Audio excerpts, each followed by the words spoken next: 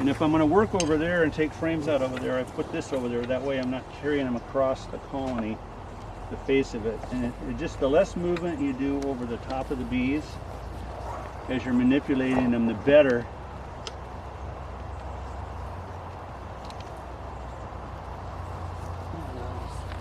So what we got here is, this is a resource frame. There's nectar and pollen. So that's foundationless? I don't know, is it? These frames are these things you see on the top. Those are from the rubber bands where the bees are prophylized around the rubber bands. That's a cutout I did. So that's old comb out of actually this is out of Yankton Grange. Oh, that's this side, okay. And rubber band the comb into the frames. That's why it looks weird, bizarre, chunky. Cool. Yep. So this is a patchwork frame. So, and the bees don't care. I mean, they can. But anyway, these are resource frames. There's pollen in the bottom. There's honey on the top. And so, here's the question: is this is something that a lot of beekeepers don't know. If you take a pollen patty and you feed it to bees, what do they do with it? Store it or use it. They pretty much store it. They don't store it. They don't feed it to the larva. They eat it. Natural pollen, they will store, they will feed directly to the larva, and they will eat it. But pollen substitute, they don't. So here's the ticket in this time of year is if I want them to have a nice supply of bee bread from the previous year, the following spring, what should I do? I should feed them. If they've not, if I get into a colony and I don't find 4, 5, 6 frames of pollen in there, you know, a double deep, you know, if I add it all up, do I have a lot of pollen in there? If there's a lot of pollen in there, they're able to gather from natural resources and consume it.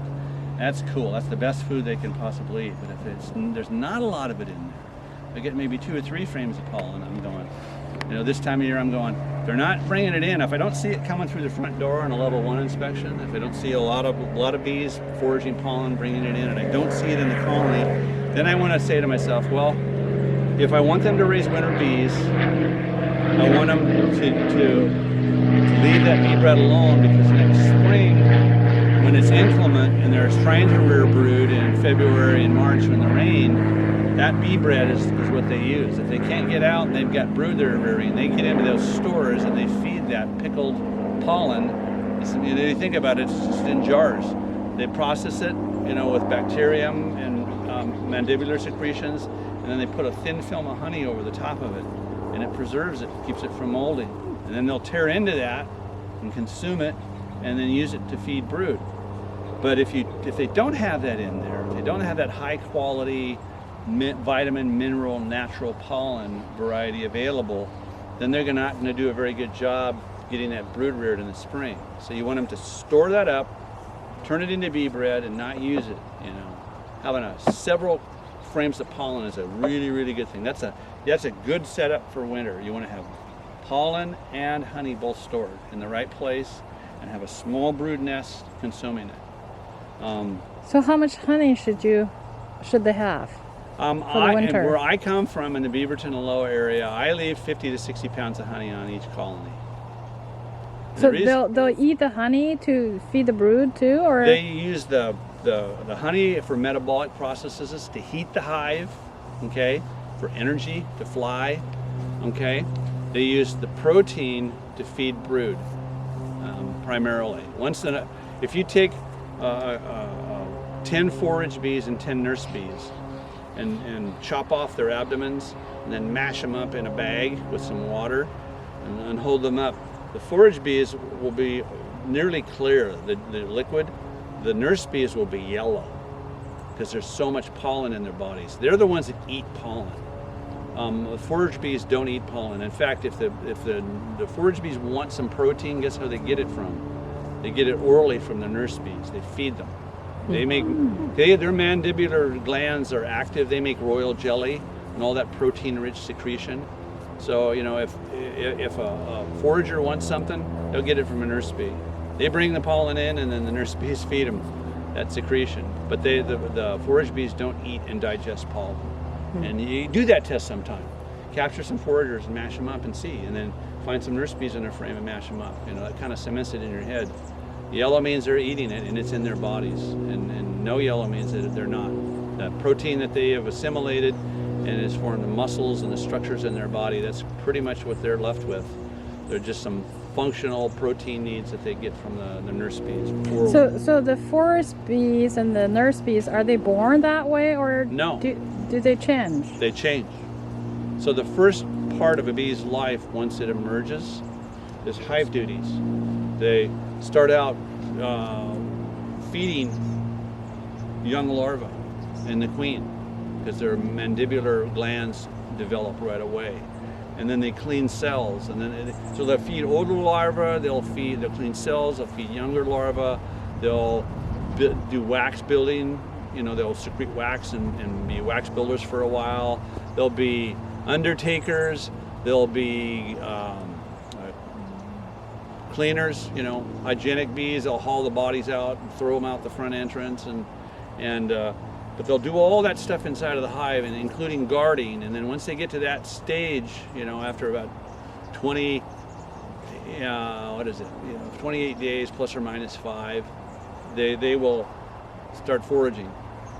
So, but anyway, they got to go through this, you know, level of development before they become a forager, including those orientation flights.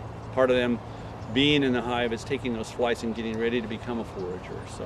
Hey Steve, can I interrupt? Yeah. The nurse bees you have in your car, because the sun's just come out. The windows are down, Okay, you think that's and they're enough? down on the floorboard. So yeah, they're sounds good. okay. So anyway, When you say 50 or 60 pounds of honey, how many frames is that? Western frames are 5 to 6 pounds a piece. Deeps are 7 to 8 pounds. Sometimes 9 if they're really fat, you know. But anyway, so if you've got And when we're done and we find one of these that is about that weight, Yeah. we'll let you tip it, Yeah. and you'll kind of get the feel of, well, oh, that's what it means. well, here's a deal right here. No, not that one. Not this one. Maybe this one. So it's probably around 10 frames. Okay. You got them in the box. If you think it's full, if you have deep frames, do you have deeps for your? Yeah, they're that size. So if it's each frame full of honey is around 10 pounds. Oh, 10. So he said You think that. last Yeah. 8. 8? Okay, Yeah, so if 8. you want to have 80 pounds, then you need to have 10 frames Yeah. full of honey. If you have a box So of honey, distributed if between you the have two. a box of honey, and let's say, you know, 25% of it's pollen, okay, and the rest of it's all honey. I mean, you're gonna pick it up, or you're gonna feel 70, 80 pounds. Because they've got 8 frames, 8 frame boxes. Okay, So that means like half of them should be like brood and stuff, and half should be honey. you got one 8-frame box, 2. 2 8-frame boxes, Yeah. mediums or deeps? That Deeps, deep. deeps.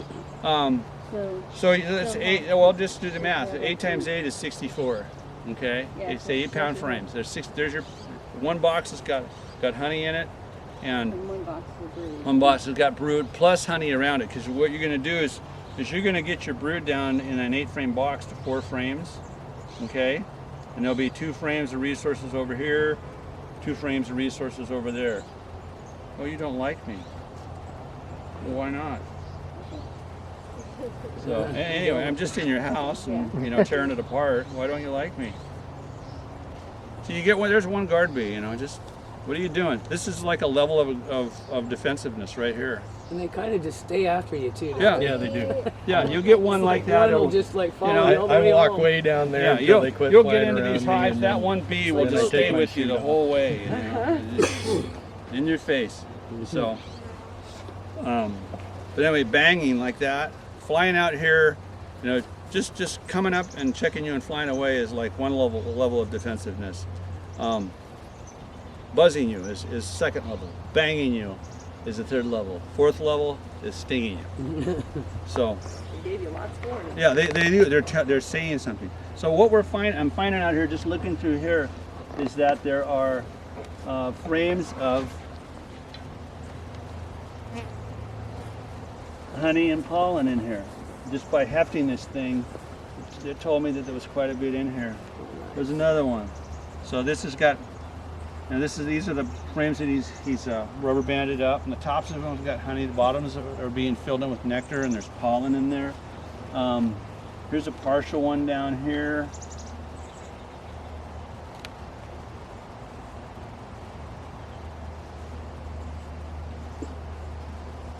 They've drawn this guy out. There's drone comb in the bottom. This is kind of a cool frame to look at.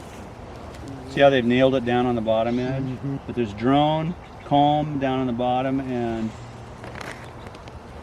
there's nothing wrong with drone comb. A lot of people go, oh, drone comb, that's a waste, blah, blah, blah. And I'm going, no. You can get more honey in drone comb than you can in worker comb because it's less flash. And you can tell it's drone. Oh, yeah. Big as it is. And you put a bee into that, and there's a lot of room around it.